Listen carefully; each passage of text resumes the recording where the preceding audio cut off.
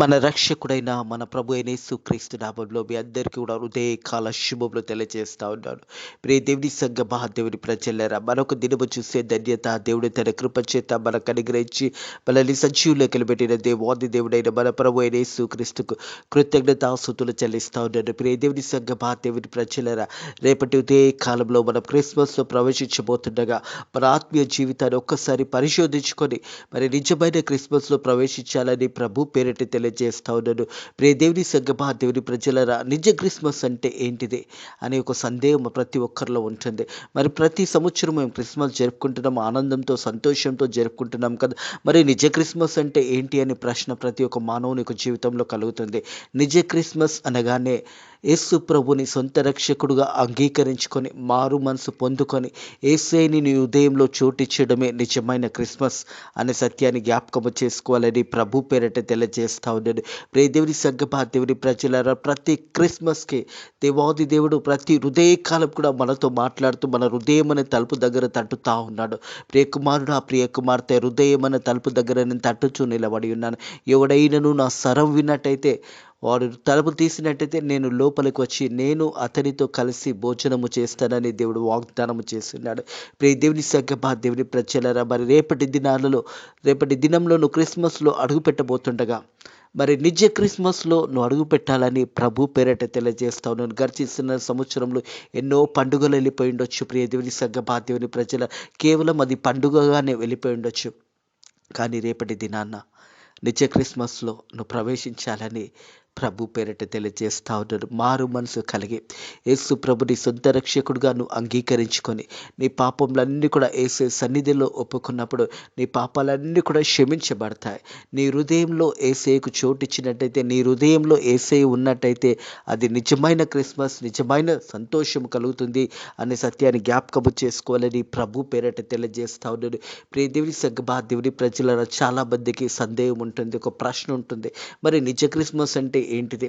మరి మేము ప్రతి సంవత్సరం మేము పండుగ చేసుకుంటున్నాము, బట్టలు కొనుక్కుంటున్నాము, మరి అనేక పరారాలు చేసుకుంటున్నాము, ఘనంగా దేవుని మహిమపరుస్తున్నామని చాలామంది తలంచి ఉంటారు. ప్రియ దేవుని సంగమా, దేవుని ప్రజలరా, దేవాది దేవుడైన మన ప్రభు అయిన యేసుక్రీస్తు మరి అవన్నీ కూడా చూడడు, కానీ మన హృదయాన్ని చూస్తాడని సత్యాన్ని జ్ఞాపకం చేసుకోవాలని ప్రభు పేరిట తెలియజేస్తా ఉన్నారు. మరి పండుగ దినంన సంతోషించడం మంచిదే, మరి యేసయ్యని ఘనపరచడం నేర్చుకోవాలి. ప్రియ దేవుని సంగమా, అభిషక్తుని ఆరాధించడమే నిజమైన క్రిస్మస్.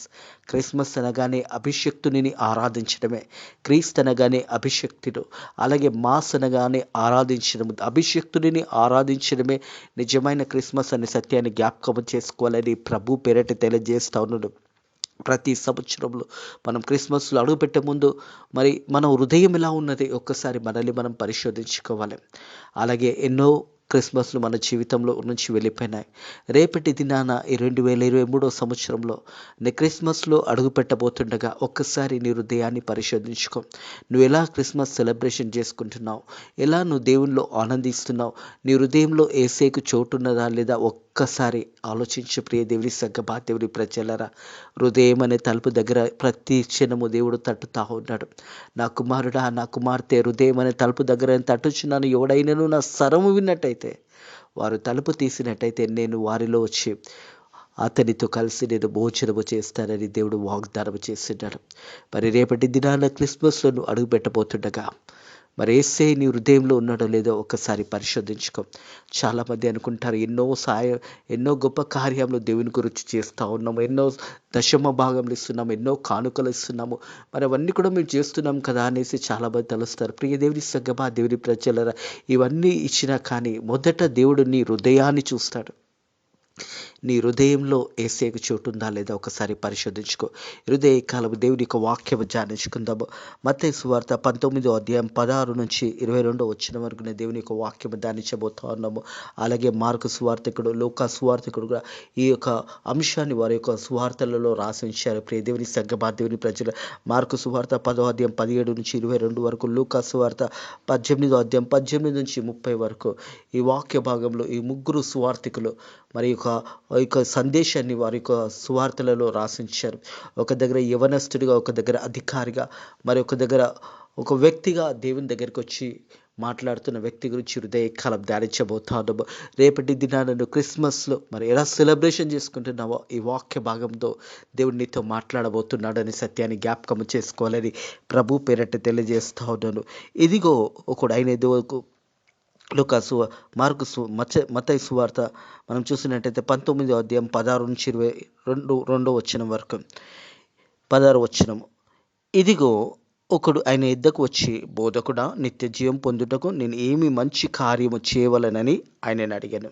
ప్రియ దేవుని సంగమా, దేవుని ప్రజలరా, ఈ ముగ్గురు సువార్థికులు మరి వ్యక్తి గురించి రాసి ఉంచినారు. ఒక సమయంలో యవనస్తునిగా, అలాగే చూసినట్టయితే ఒక అధికారిగా, మరి ఒక వ్యక్తిగా అక్కడికి యేసయ్య దగ్గరికి వచ్చి అడుగుతా ఉన్నాడు. మరి నిత్య జీవం పొందుకోవాలంటే నేను ఏమి చేయవలనని యేసయ్యని ఈ ప్రశ్నతో యేసయ్య దగ్గరకు వచ్చి ఉన్నాడు. ఈ హృదయ కాలము ప్రతి ఒక్కరికి కూడా మన ఆత్మీయ జీవితంలో కూడా ఎన్నో ప్రశ్నలు ఉంటాయి. మరి నిత్య రాజ్యంలో, పరలోక రాజ్యంలో ప్రవేశించాలంటే మనం ఏమి చేయాలని మన ఆత్మీయ జీవితంలో కూడా ఎన్నో ప్రశ్నలు ఉన్నట్టు ఈ యొక్క యవనస్తుని దగ్గర, ఈ అధికారి దగ్గర కూడా అలాంటి ప్రశ్నను తీసుకొని యేసయ్య దగ్గరకు వచ్చి అడుగుతా ఉన్నాడు. ఇదిగో ఒకడు ఆయన యొద్దకు వచ్చి, బోధకుడా, నిత్య జీవం పొందుటకు నేను ఏ మంచి కార్యం చేయవలనని ఆయనని అడిగాను. అందుకైనా మంచి కార్యం గురించి నన్నెందుకు అడుగుచున్నావు? మంచివాడు ఒకడు నీవు జీవంలో ప్రవేశింపగోరిన ఎడల ఆజ్ఞలను గైకొనని చెప్పాను. అతడు ఆజ్ఞలన్నీ కూడా ఆయనని అడగగా యేసు ప్రభును ఆ మంచి ఆజ్ఞలు ఏమనగా అని యేసయ్యని అడుగుతా ఉంటాడు.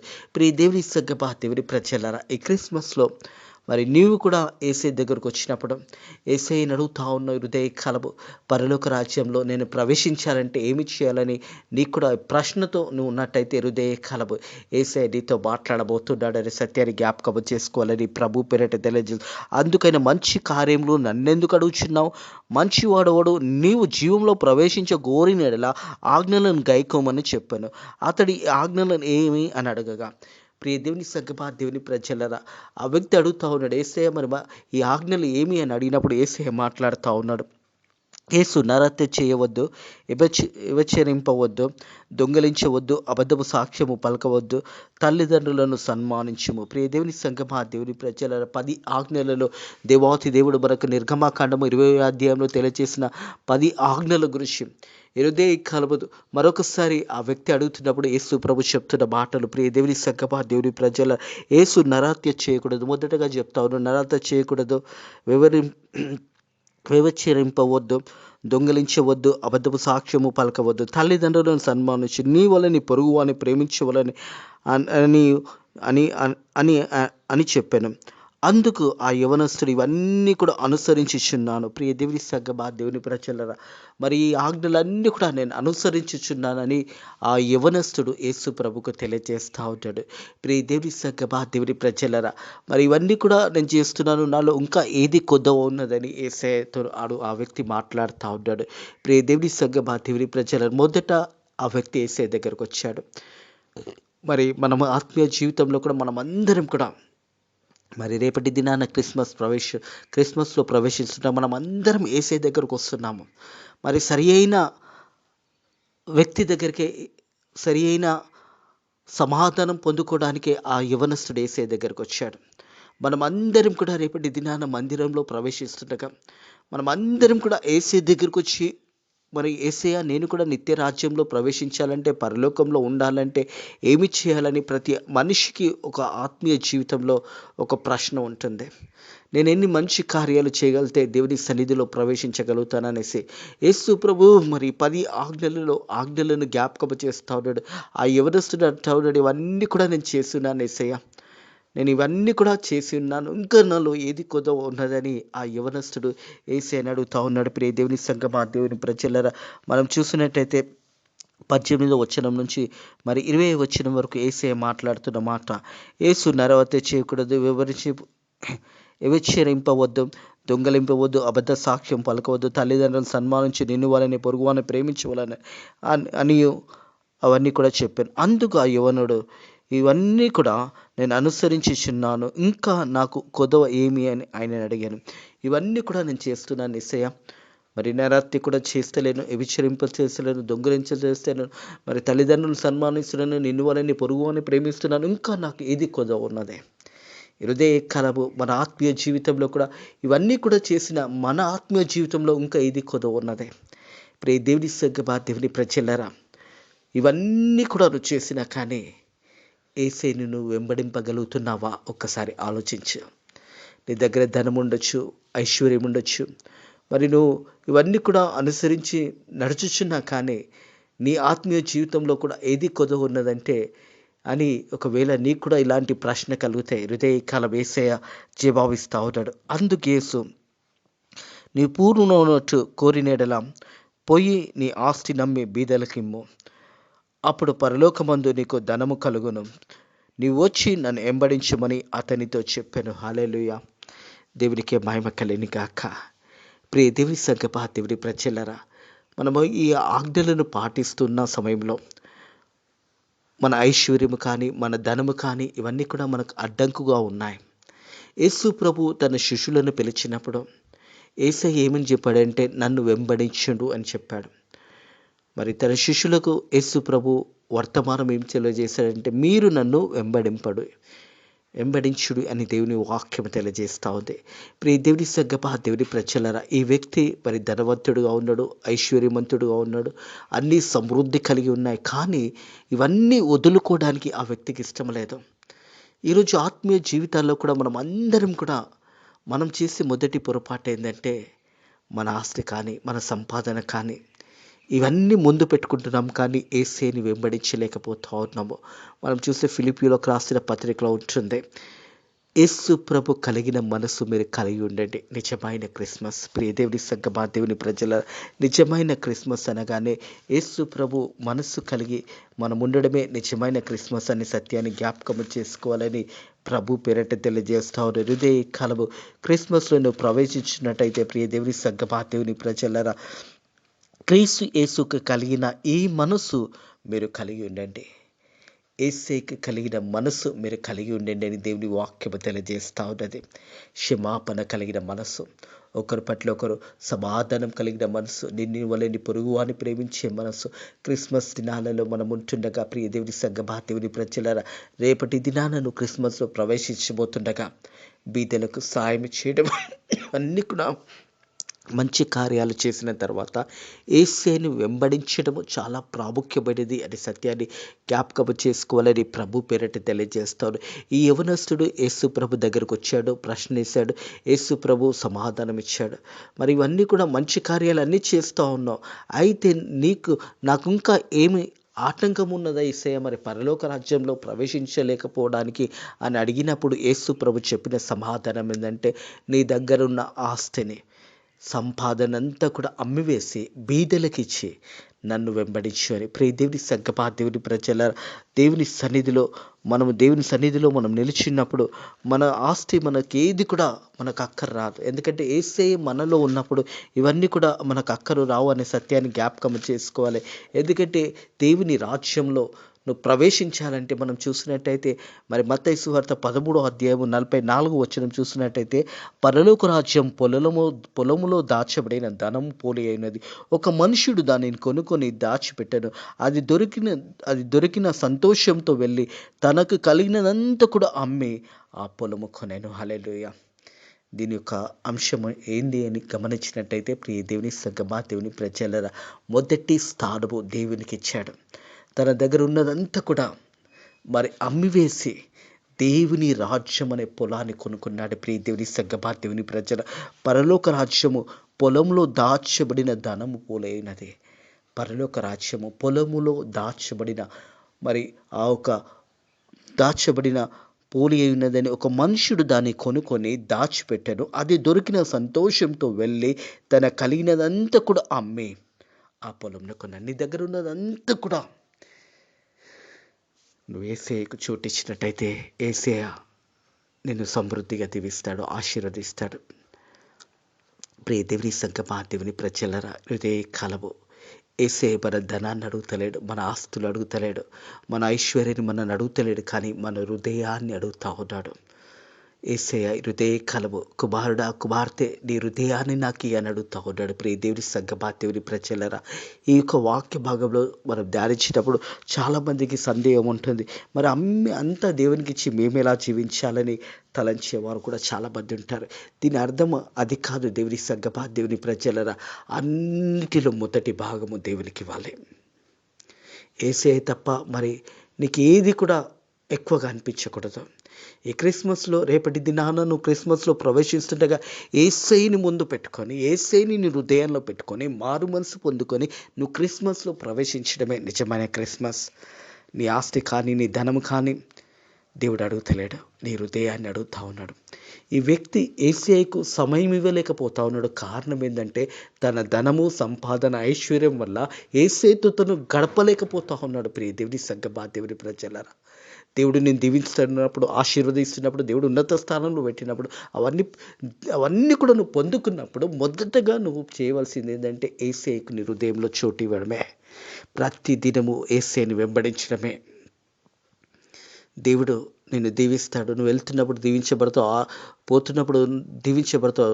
మనం చూస్తున్నట్టయితే ద్వితీయ ఖండం 28వ అధ్యాయం 6వ వచనంలో ఇవన్నీ కూడా దీవెనలు, ఆశీర్వాదాలు.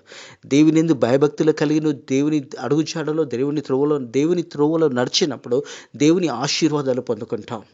దేవుడు సమృద్ధిగా దీవిస్తాడు, ఆశీర్వదిస్తాడు. మంచి గృహాన్ని ఇస్తాడు, మంచి ఉద్యోగం ఇస్తాడు, మంచి కుటుంబం ఇస్తాడు, మంచి భార్య భర్తలుగా దేవుడు మిమ్మల్ని దీవించి ఆశీర్వదించినప్పుడు మనము చేయవలసింది మొదటి ఏంటంటే ప్రతి దినము యేసయ్యని వెంబడించడము. అట్టి కృప దేవుడు మీకు అనుగ్రహించును గాక. ప్రియ దేవుని సంగమా దేవుని ప్రజలారా, ఎప్పుడైతే ఈ యవనస్తుడు మరి ఆ సమయంలో యేసయ్య దగ్గరికి వచ్చి ప్రశ్న వేశాడు, మరి అవన్నీ మంచి కార్యాలు నేను చేస్తున్నానయ్యా, నాకు ఇంకా ఏమి అడ్డంకం ఉన్నదని అడిగినప్పుడు యేసు ప్రభు చెప్పిన మాట, ప్రియ దేవుని సంగమా దేవుని ప్రజలారా, యేసు ప్రభు చెప్పిన మాట ఏంటంటే, అందుకు యేసుని పూర్ణుడు అవునట్టుకు కోరినేడలా పోయి నీ ఆస్తిని అమ్మి బీదలకిమ్ము, అప్పుడు పరలోక రాజ్యంలో నీకు ధనం కలవు, నీవు వచ్చి నన్ను వెంబడించమని అతనితో చెప్పాను. అయితే ఆ యవనుడు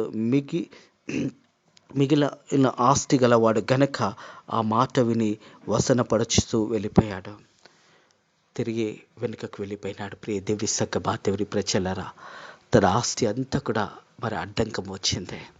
యేసు ప్రభు చెప్పాడు, నువ్వు పరిపూర్ణుడవునట్టుగా మరి నీ దగ్గరున్న ఆస్తిని అంతా కూడా అమ్మివేసి బీదలకిమ్మి నన్ను వెంబడించమని చెప్పినప్పుడు మరి అతడు మిక్కిలి ఆస్తి గలవాడు గనక మరి ఆ మాటకు వసన పడుచుతూ వెళ్ళిపోయినాడు. తను దేవునికి లోబడలేక, దేవునితో నడవలేక వెనుకకి తిరిగిపోయినాడు. హృదయ కలబి మాటలెట్టిన ప్రియ సహోదరుడా, ప్రియ సహోదరి, నువ్వు యేసయ్యని వెంబడిస్తున్నట్టయితే మరి సమస్తము వదిలివేసి యేసయ్యని వెంబడించడము, యేసయ్యకి మొదటి ప్రాధాన్యత ఇవ్వడమే నీ జీవితానికి మేలైనది నిజమైన క్రిస్మస్. మరి రేపటి దినాన నువ్వు క్రిస్మస్లో ప్రవేశిస్తుండగా మరి యవనస్తుడు దుఃఖముతో తిరిగి వెనుకకు వెళ్ళిపోయినాడు, యేసయ్యతో వెంబడించలేకపోయినాడు. కారణం ఏంటంటే తన దగ్గర ఉన్న ఆస్తి సంపాదనను వదులుకోలేకపోయినాడు. కానీ హృదయ కలవు రేపటి క్రిస్మస్లో నీ హృదయాన్ని దేవునికి ఇచ్చి నిజమైన క్రిస్మస్లో ప్రవేశించినప్పుడు యేసయ్య నిన్ను చూసి ఆనందిస్తాడు. ప్రియ కుమారుడా, కుమార్తె, ప్రియ తల్లి, ప్రియ అన్న, చెల్లి, ప్రియ తమ్ముడు, నిజమైన క్రిస్మస్ అంటే నువ్వు మారు మనసు పొందుకొని యేసయ్యని సొంత రక్షకుడుగా అంగీకరించుకొని యేసయ్యని వెంబడించడమే నిజమైన క్రిస్మస్. ఈ యవనస్తుడు యేసయ్య దగ్గరికి ప్రశ్నతో వచ్చాడు. తిరిగి వెనుకకు వెళ్ళిపోతున్నప్పుడు వసన పడచుతూ మరి యేసయ్యని వెంబడింపలేక దుఃఖముతో వెళ్ళిపోయినాడు. కారణము తన సంపాదన ఆస్తి అడ్డం వచ్చింది. దేవుడు మన ప్రభు అయిన యేసుక్రీస్తు మన ఆస్తి మన సంపాదనను అడుగుతలేడు, కానీ మన హృదయాలను అడుగుతా ఉన్నాడు. నిజమైన క్రిస్మస్ మారు మనసు పొందుకొని నీ పాపం యేసయ్య దగ్గరికి వచ్చి ఒప్పుకున్నప్పుడు ప్రతి పాపం నుంచి, ప్రతి దుర్నీతి నుంచి నిన్ను దేవుడు విడిపించి పవిత్రుడుగా చేస్తాడు. అట్టి క్రిస్మస్లో మీరు ప్రవేశించాలని దేవుని పేరట తెలియజేస్తూ ఉన్నాను. నిజమైన క్రిస్మస్ మారు మనసు పొందుకొని యేసయ్యని సొంత రక్షకుడుగా అంగీకరించుకొని యేసయ్యకు కలిగిన ఉదయంలాగా మనం కూడా యేసయ్యలా జీవించాలని ప్రభు పేరట తెలియజేస్తా ఉన్నాను. హృదయ కలమిటి మాటలను దేవుడు మీ హృదయాలలో దీవించి ఆశీర్వదించి ఫలింపచేయునుగాక. ఆమేన్. ప్రార్థన చేసుకుందాము. పరిశుద్ధుడా దేవా, నీకు స్తోత్రములు. మరి ప్రపంచమంతా కూడా రేపటి దినాన క్రిస్మస్ సెలబ్రేషన్స్లో ప్రవేశించబోతుండగా నిజమైన క్రిస్మస్లో నైనా ప్రభా మారు మనసు కలిగి నిన్ను సొంత రక్షకుడిగా అంగీకరించి నైనా ప్రతి ఒక్కరి హృదయంలో నైనా ప్రభా నీవు వారి హృదయంలో ఉన్నప్పుడే నిజమైన క్రిస్మస్ అని నీ వాక్యము ద్వారా మాతో మాట్లాడి మళ్ళీ బలపరిచిన దేవా నీకు వందనములు స్తోత్రములు నైనా వాక్య బిడ్డలు కూడా నైనా ప్రతి ఒక్కరు కూడా నిజమైన క్రిస్మస్లో ప్రవేశించడానికి నీ కృప ద్వారా సాయం చేయమని నైనా ప్రభా మరి రేపటి దినాన ప్రపంచమంతా కూడా నైనా నిజమైన క్రిస్మస్ సెలబ్రేషన్స్లో వెళ్ళడానికి నీ కృప ద్వారా సాయం చేయండి నైనా ఈ హృదయ కాలము నైనా బిడ్డలు వాక్యం అనుసారంగా నైనా ప్రభా ఆ యవనస్తుడు వసనపడుచుతూ వెనుకకి వెళ్ళిపోయినాడు. మేము అలా పోకుండా నైనా ప్రభా నీ మార్గంలో నిన్ను వెంబడించే బిడ్డలుగా ఉండడానికి నీ కృప ద్వారా సాయం చేయండి. ఈ రోజంతట్లో కూడా నీ కృపలో మనల్ని వర్ధిల్ల చేసి దీవించమని నజరుడైన యేసుక్రీస్తు నామములో ఈ ప్రార్థన అడిగి వేడుకొచ్చున్నాము తండ్రి, ఆమేన్. మన లోకరక్షకుడైన మన ప్రభు అయిన యేసుక్రీస్తు యొక్క కృపా సమాధానాలు ఇప్పుడు ఎల్లప్పుడూ సదాకాలము మీకు మీ కుటుంబంలోకి తోడై నేడై ఉండును గాక. ఆమేన్.